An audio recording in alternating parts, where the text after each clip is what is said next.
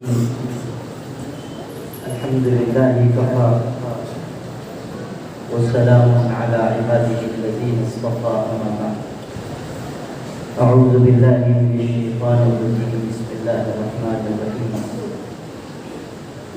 وفي ذلك فليتنافس المتنافسون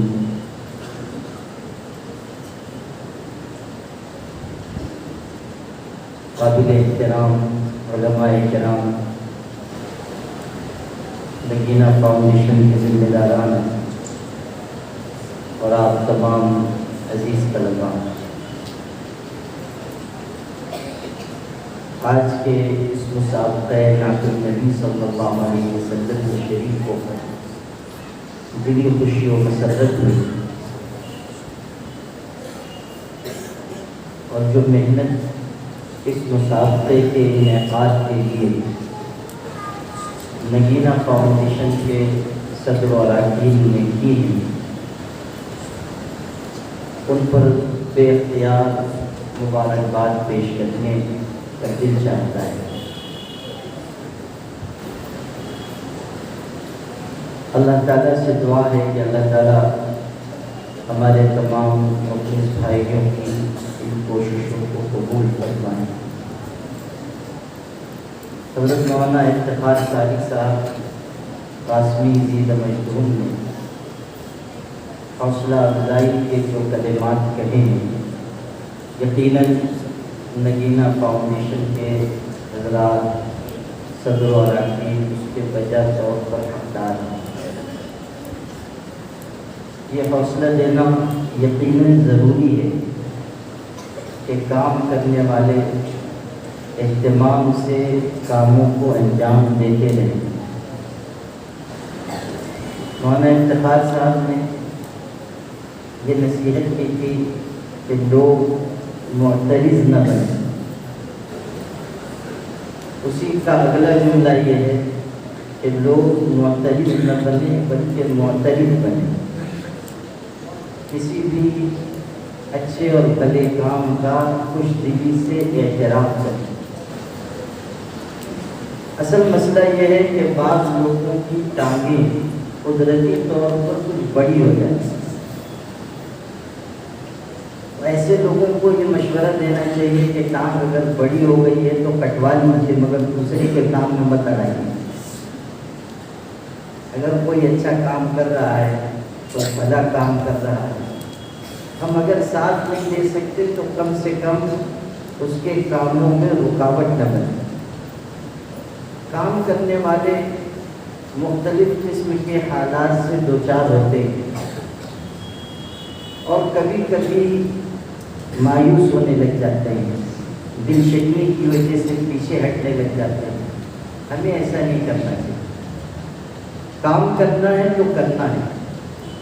میرے مرشد گرامی حضرت مولانا محمد ولی صاحب رحمانی نور اللہ مرتضیٰ جب پہلی مرتبہ اس عاجز کی دعوت پر مالیگاؤں تشریف لائے تھے جنوری سن 2010 میں،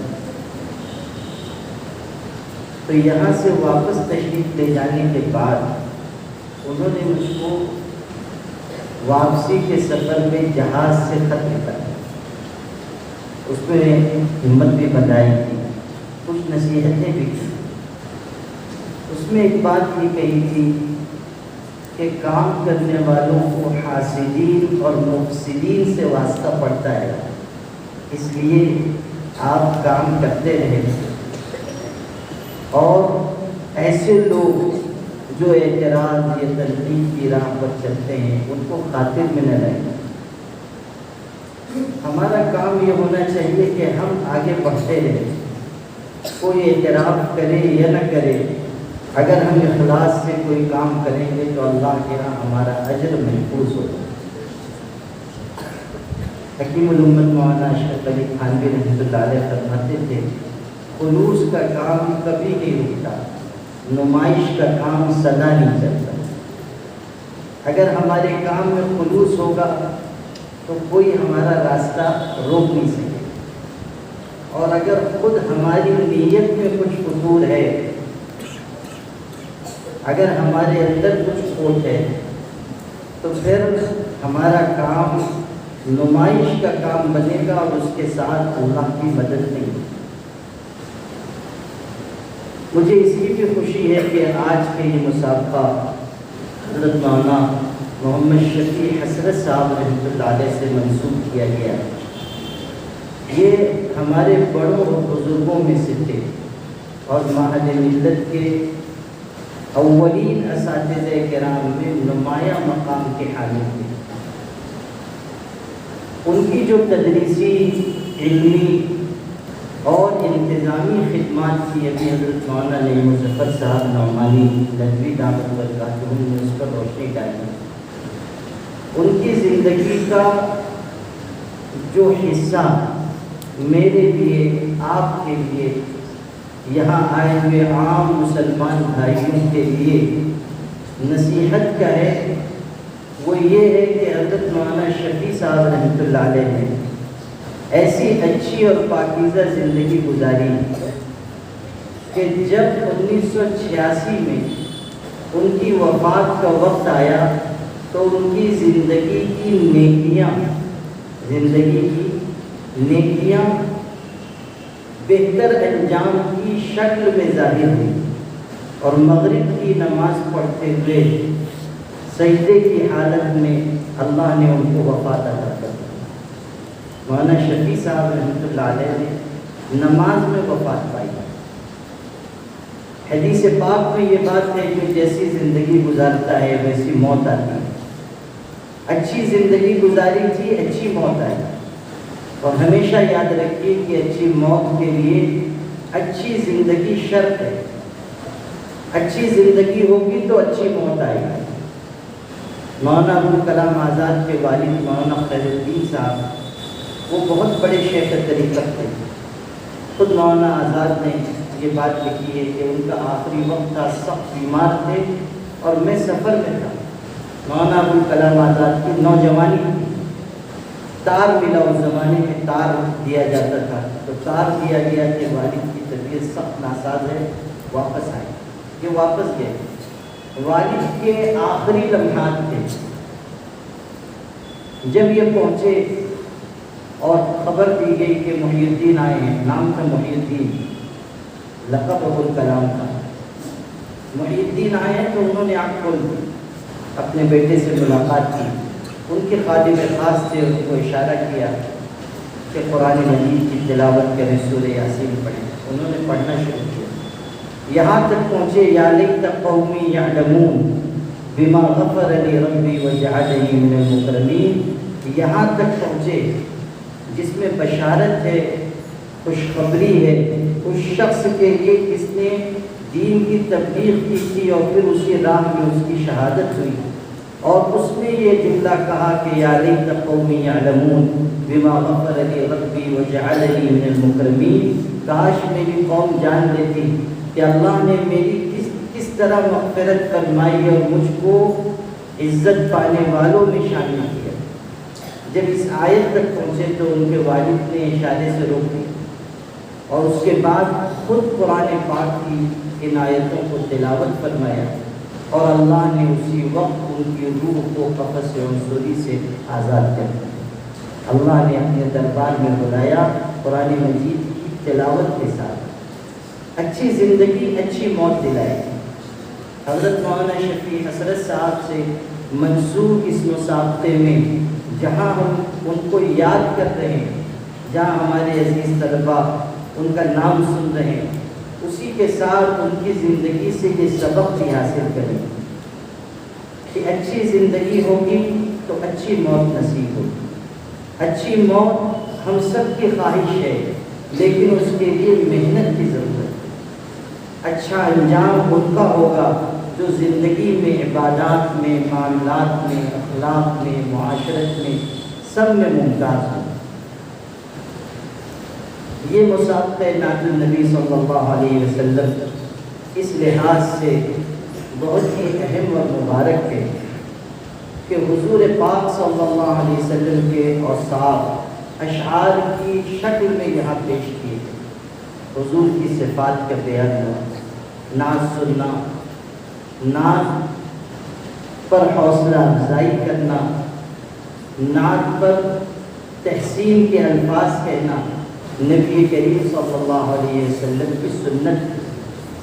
آپ کو یہ بات معلوم ہونی چاہیے کہ حضور صلی اللہ علیہ وسلم اپنے منبر پر مسجد نبوی میں اپنے منبر پر حضرت حسان ابن ثابت رضی اللہ تعالیٰ عنہ کو بیٹھنے کا حکم دیتے تھے اور وہ نعت کے اشعار سناتے اور حضور صلی اللہ علیہ وسلم صحابہ کے ساتھ سنتے تھے اور آپ ان کے لیے حوصلہ افزائی کے الفاظ ارشاد فرماتے۔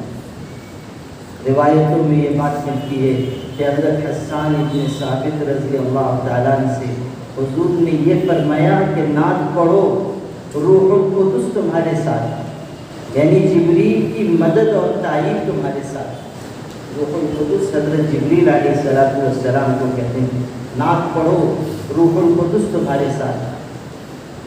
حضور صلی اللہ علیہ وسلم کے بارے میں اس زمانے میں مشرکین جو مذمت کے اشعار کہتے تھے، حضرت حسان ابن ثابت، حضرت عبداللہ ابن رواحہ، یہ لوگ اشعار ہی کی شکل میں جواب دیتے، اشعار کی شکل میں۔ اس زمانے کا میڈیا دو چیزیں تھیں، ایک تقریر، دوسرے شعر شاعری۔ اشعار کے ذریعے مقابلے ہوتے تھے، تقریر کے ذریعے مقابلے ہوتے تھے۔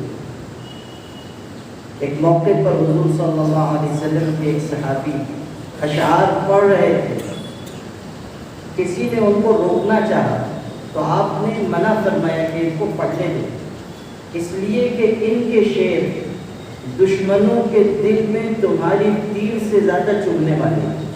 یہ ارشاد کرنا، تمہاری تیر سے زیادہ ان کے اشعار دشمنوں کے سینے میں چھید کرنے والے ہیں۔ تو حضور صلی اللہ علیہ وسلم کی نعت شریف کا پڑھنا سننا یہ سب مبارک عمل ہے۔ حضرت شیخ سعدی رحمۃ اللہ علیہ کے مشہور اشعار ہیں، بلغ العلا بکمالہ، کشف الدجی بجمالہ، حسنت جمیع خصالہ، صلوا علیہ وآلہ۔ حضور صلی اللہ علیہ وسلم کے اوصاف کا بیان ہے۔ حضرت امیر خسرو جو حضرت سلطان الاولیاء نظام الدین رحمۃ اللہ علیہ کے خاص مرید تھے، اور شیخ اور مرید کے درمیان ایسی محبت تھی کہ حضرت امیر خسرو اپنی جان فدا کرنے کے لیے تیار رہتے تھے، اور حضرت نظام الملت والدین نظام الدین اولیاء یہ فرماتے تھے کہ اگر شریعت میں اجازت ہوتی تو میں اس بات کی وصیت کرتا کہ میری قبر میں امیر خسرو کو دفن کیا۔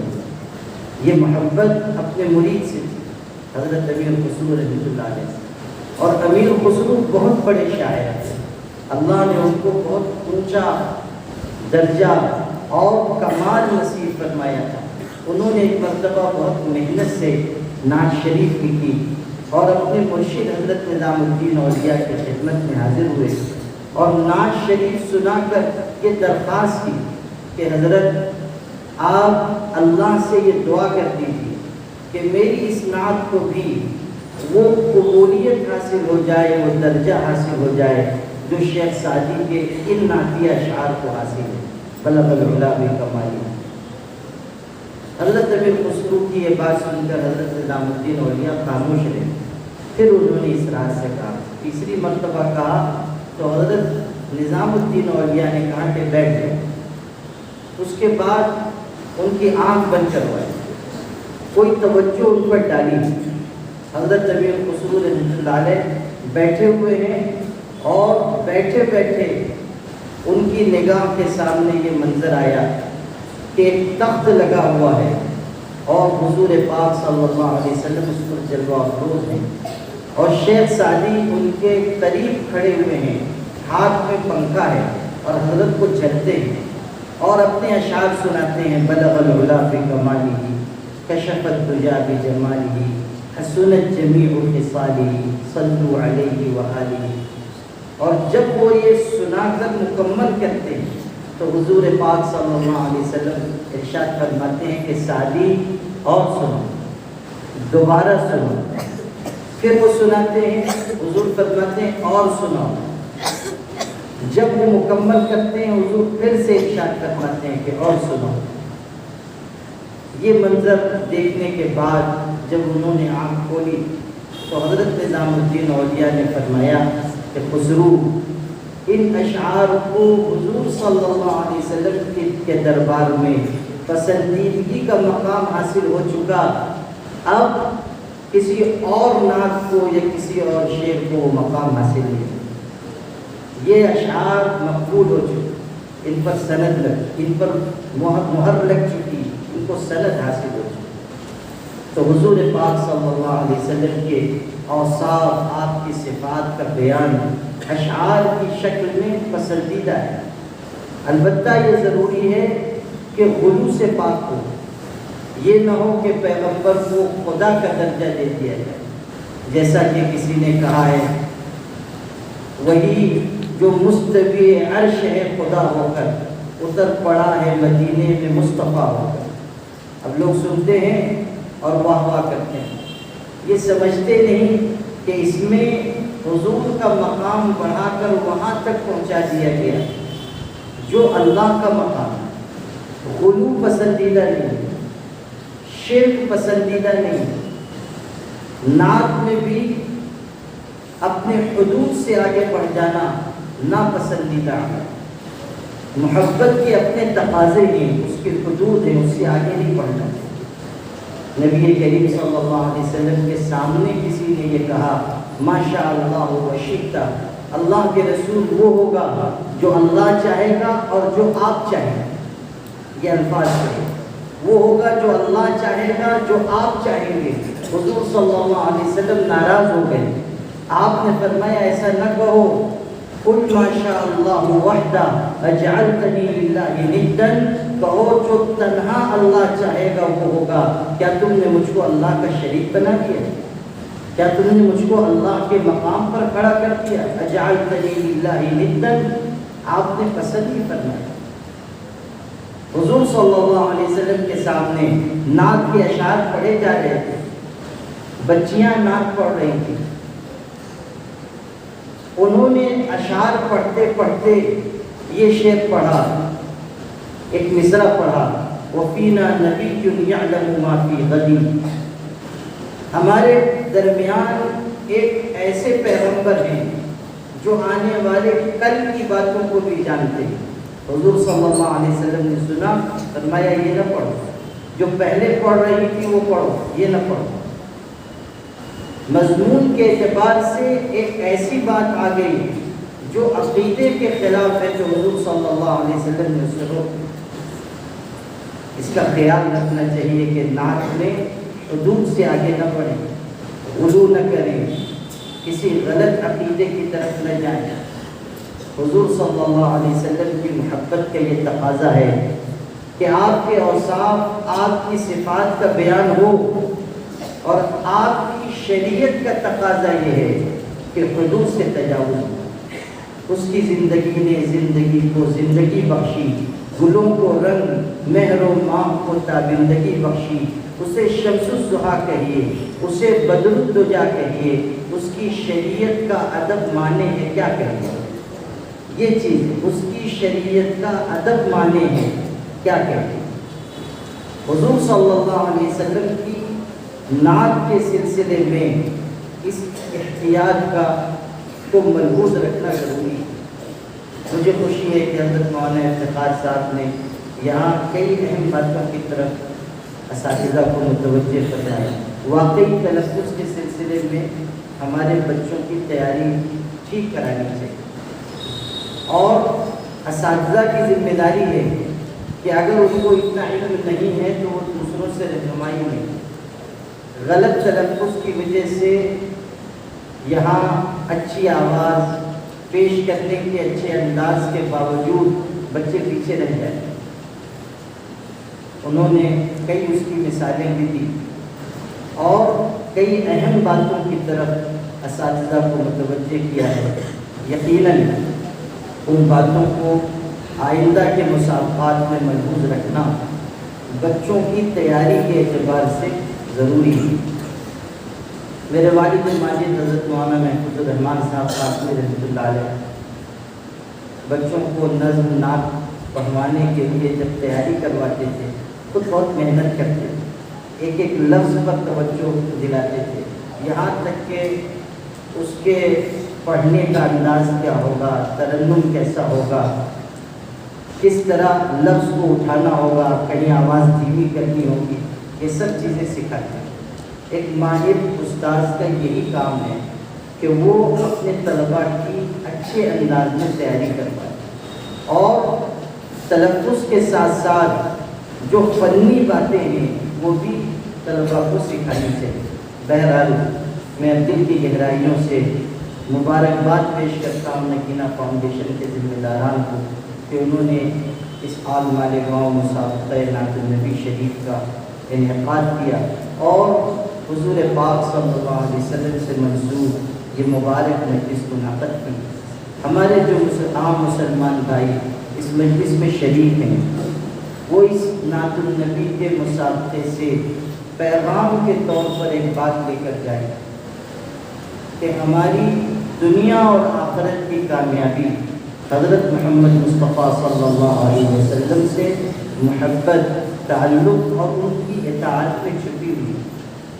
محبت ہوگی اور اطاعت ہوگی تب ہم دنیا اور آخرت میں کامیاب ہوں گے۔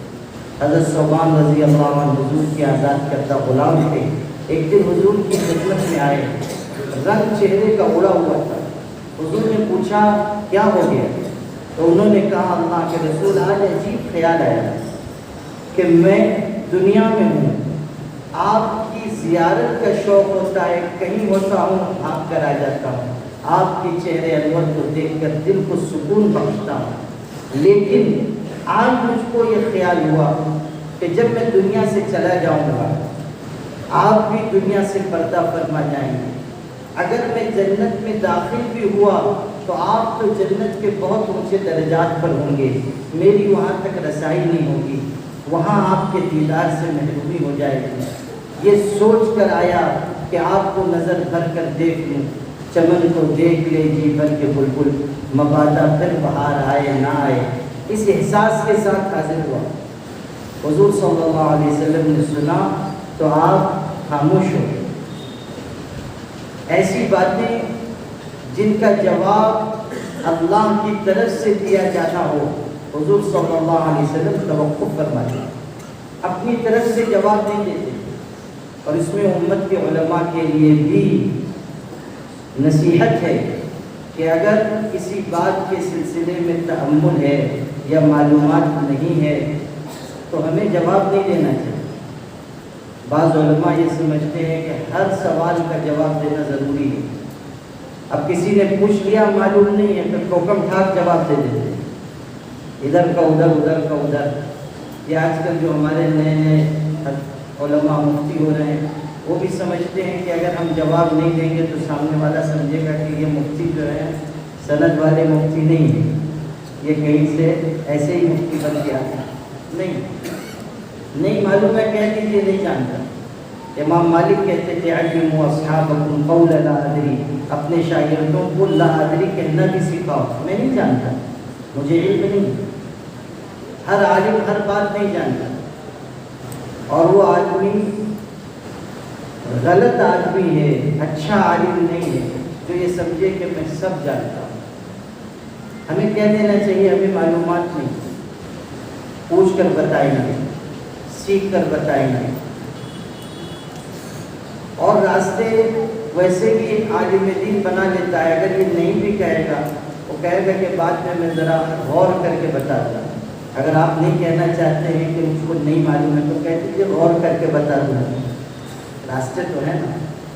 ہمارے ایک استاذ قدوری پڑھاتے تھے، کہتے تھے وہ گاؤں دیہات کے بچے بھی پڑھتے تھے نا، تو کہتے تھے دیکھو کوئی آ جائے گا کہے گا کہ مرغی کنویں میں گر گئی ہے، کتنے ڈول پانی نکالنا ہے، اگر تم کو یاد نہیں ہوگا تو کہہ دینا کہ پہلے تحقیق کرو کہ خود سے گری ہے یا مرغا دوڑا رہا تھا تو گری ہے۔ جتنی دیر میں تحقیق کر کے آئے گا اتنی دیر میں قدوری کھول کے دیکھ لینا ہے اور مسئلہ بتا دیں۔ لیکن یہ ہر جگہ نہیں چلے گا۔ میرے والد صاحب رحمۃ اللہ علیہ نے ایک دفعہ سنایا تھا، میں نے افتخار صاحب کو یاد ہوگا، میرے والد صاحب کی بیاض میں ایک تقریر میں ارشاد فرمایا کہ کوئی صاحب تھے، ان کے پاس کوئی آیا، اس نے کہا کہ کنویں میں مرغی گر گئی ہے، اتنے ڈول نکالنے یاد نہیں تھا، تو اس نے بھی ہنر آزمایا، کہنے لگا معلوم کرو کہ صاف ستھری تھی کہ گندی تھی، وہی راستہ نکالنے کے لیے کہا کہ صاف ستھری تھی کہ گندی تھی، تو وہ جو پوچھنے والا تھا وہ بھی بہت ضعیف تھا، اس نے کہا کہ مولانا وہ تو غسل کر کے وضو کر کے استخارہ کر کے پھر پوچھی ہے، بتاؤ مسئلہ، راستہ تھا وہ اس نے وہی بند کر دیا، کہا کہ اب مسئلہ بتاؤ، گر گئی ہے، اب کتنے ڈول پانی نکالنا ہے۔ تو حضور صلی اللہ علیہ وسلم سے جب حضرت ثوبان نے یہ بات عرض کی کہ اللہ کے رسول یہ خیال میرے دل میں آیا، تو حضور نے کوئی جواب نہیں دیا۔ اس میں امت کے علماء کے لیے نصیحت ہے کہ آدمی انتظار کرے، غور کرے، معلومات لے۔ وہاں تو علم کا ذریعہ یہ تھا کہ وحی اترتی تھی، حضور صلی اللہ علیہ وسلم خاموش ہوئے اور وحی اتری۔ قرآن کی آیت آئی وَمَن يُطِعِ اللَّهَ وَالرَّسُولَ فَأُولَٰئِكَ مَعَ الَّذِينَ أَنْعَمَ اللَّهُ عَلَيْهِم مِّنَ النَّبِيِّينَ وَالصِّدِّيقِينَ وَالشُّهَدَاءِ وَالصَّالِحِينَ وَحَسُنَ أُولَٰئِكَ رَفِيقًا۔ آیت آئی اللہ اور اس کے رسول کی جو بات مانے گا نبیوں کے ساتھ ہوگا، صدیقین کے ساتھ ہوگا، شہیدوں اور صالحین کے ساتھ ہوگا۔ یہ بات پیغام کے طور پر آپ لے کر جائیں کہ اگر ہم دنیا اور آخرت کی کامیابی چاہتے ہیں تو ہمیں حضرت محمد مصطفیٰ صلی اللہ علیہ وسلم سے محبت رکھنی چاہیے، ان کی اطاعت کرنی چاہیے، ان کی سنتوں پر چلنا چاہیے، ان کے پیغام کو دنیا میں عام کرنا چاہیے۔ قوت عشق سے ہر فصل کو بالا کر دے، دہر میں اسم محمد سے اجالا کر دے۔ وآخر دعوانا الحمدللہ۔